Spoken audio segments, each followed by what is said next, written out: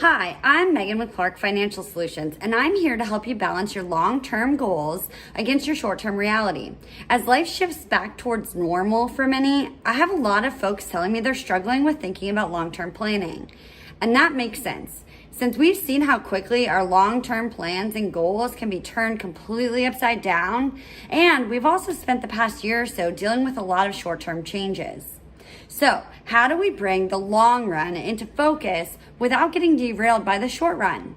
One way is by thinking of the long term as a series of short term challenges rather than one uninterrupted straight line. Here are 3 simple strategies that can help you train your mind. Number 1, create a future you mindset. Who is future you? What do they want? How can you help them get there? Embracing your future self as someone who needs you will help you create a better future with smart choices now.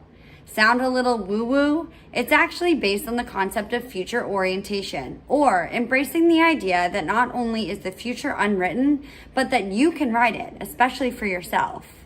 And this idea can have real benefits. Studies have shown that future orientation is a strong predictor for achievement, health, and happiness in life. Number 2, prioritize flexibility over certainty.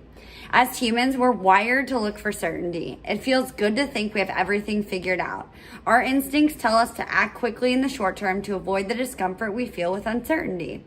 But in a complex world with complex problems, acting quickly isn't always the best move. We often get better results in the long term by keeping a flexible mindset and experimenting with different solutions. And number 3, recognize how our emotions affect our decision making. We've all had times when we've acted in the heat of the moment.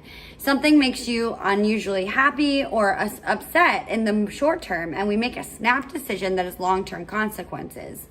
One way this plays out in investing is loss aversion, a cognitive bias that causes us to focus so hard on avoiding losses that we often miss out on the big picture long-term benefits of a strategy.